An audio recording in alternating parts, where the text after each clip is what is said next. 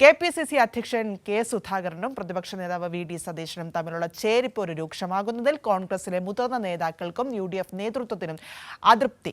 തദ്ദേശ തെരഞ്ഞെടുപ്പിന് വേണ്ട ഒരുക്കങ്ങൾ ചർച്ച ചെയ്യാൻ ചേർന്ന യോഗത്തിൽ നിന്ന് പ്രതിപക്ഷ നേതാവ് തന്നെ വിട്ടുനിന്നതും തുടർന്നുള്ള പ്രതിഷേധങ്ങളും വിവാദമായ പശ്ചാത്തലത്തിലാണ് നേതാക്കളുടെ പ്രതിഷേധം. ഇതിന്റെ വിശദാംശങ്ങളാണ് ഷീജ നൽകുന്നത്. Sheeja, good morning.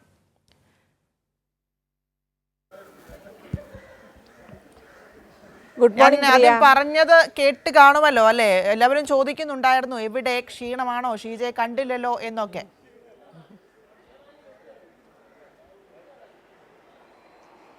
തീർച്ചയായും ക്ഷീണം ചെറുതായിട്ടുണ്ടായിരുന്നു. ഒരു 2 ദിവസത്തെ ഗ്യാപ്പ് എടുത്ത് മടങ്ങിയെത്തിയിട്ടുണ്ട്. വീണ്ടും നമ്മുടെ വാർത്തകളിലേക്ക്, കലോത്സവ വാർത്തകളിൽ നിന്ന് വിട്ട് നമ്മുടെ ദിനംപ്രതിയുള്ള വാർത്തകളിലേക്ക് കൂടുതൽ സജീവമായി ഇന്നു മുതൽ വീണ്ടും രംഗത്തുണ്ട് പ്രിയ. ശരി, എന്നാലും നമുക്ക് കടക്കാം വാർത്തയുടെ വിശദാംശത്തിലേക്ക്. എന്താണ് സുധാകരനും പ്രതിപക്ഷ നേതാവും തമ്മിലുള്ള പ്രശ്നം? ഇവർ തമ്മിൽ ഇങ്ങനെ കാര്യങ്ങൾ ഇങ്ങനെ കൊണ്ടുപോയാൽ എന്ത് ചെയ്യും നേതൃത്വം?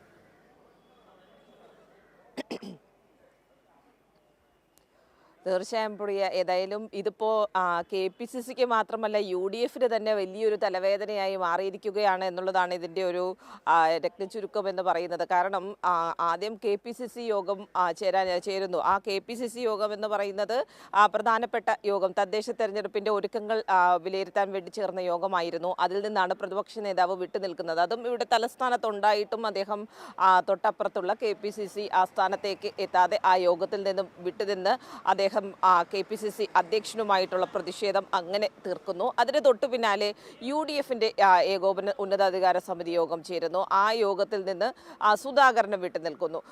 ആ യോഗം എന്ന് പറയുന്നത് സർക്കാരിനെതിരെയുള്ള സമരങ്ങൾ തീരുമാനിക്കുക, അതായിരുന്നു ഇതിൻ്റെ ഒരു മുഖ്യ അജണ്ട എന്ന് പറയുന്നത്. ഈ രീതിയിൽ 2 നേതാക്കളും ഇത്തരത്തിലുള്ള യോഗങ്ങളിൽ നിന്ന് വിട്ടുനിന്നതിൽ വലിയ തോതിലുള്ള അതൃപ്തിയാണ് കോൺഗ്രസിലെ മുതിർന്ന നേതാക്കൾക്കും അതോടൊപ്പം തന്നെ യു.ഡി.എഫിൻ്റെ പ്രധാനപ്പെട്ട നേതാക്കൾക്കുമുള്ളത്. ഇതിനകം തന്നെ അവർ ഇതിനകം യു.ഡി.എഫിൻ്റെ മുതിർന്ന നേതാക്കൾ തന്നെ പറയുന്നത്, ഇത്തരത്തിലുള്ള നിർണായക യോഗങ്ങളിൽ കെ.പി.സി.സി അധ്യക്ഷനും പ്രതിപക്ഷ നേതാവും ഇത്തരത്തിലുള്ള നിലപാട് സ്വീകരിക്കുകയാണെങ്കിൽ വലിയ തോതിൽ അത് യു.ഡി.എഫിനെ പ്രതിസന്ധിയിലേക്ക് ആഴ്ത്തുന്നതായിരിക്കും. പ്രത്യേകിച്ച് തദ്ദേശ തെരഞ്ഞെടുപ്പ് വരാനിരിക്കുന്ന ഒരു പശ്ചാത്തലം, ഒറ്റക്കെട്ടായി മുന്നോട്ട് പോകേണ്ട ഒരു സാഹചര്യം, അപ്പോഴും ഈ ഒരു തമ്മിലടി രൂക്ഷമായി മുന്നോട്ട് പോകുന്നു എന്നത് വലിയ തോതിൽ തലവേദനയാകും എന്നുള്ളൊരു വിലയിരുത്തലാണ് യു.ഡി.എഫ് നേതാക്കൾക്കും ഒപ്പം തന്നെ കോൺഗ്രസിലെ മുതിർന്ന നേതാക്കൾക്കുമുള്ളത്. ഇപ്പോൾ ഏറ്റവും ഒടുവിലെ നമുക്ക് മനസ്സിലാക്കാൻ സാധിക്കുന്നത്, കോൺഗ്രസിന്റെ മുതിർന്ന നേതാക്കൾ തന്നെ ഇപ്പോൾ എ.ഐ.സി.സി നേതൃത്വത്തെ സമീപിക്കാൻ തീരുമാനിച്ചിട്ടുണ്ട്. ഒരു വിഭാഗം നേതാക്കൾ തീരുമാനിച്ചിട്ടുണ്ട് എന്നുള്ളതാണ്. കാരണം ഈ രീതിയിൽ കാര്യങ്ങൾ മുന്നോട്ട് പോകുകയാണെങ്കിൽ കെ.പി.സി.സി യോഗം അനിശ്ചിതമായി നീളുന്നൊരു സാഹചര്യം ഉണ്ടാകും. അത് ചേരാൻ കഴിയാത്തൊരു സാഹചര്യത്തിലേക്ക് പോകും. കാരണം പ്രതിപക്ഷ നേതാവാണ് ഒന്ന്, മറ്റൊന്ന് കെ.പി.സി.സി അധ്യക്ഷനാണ്.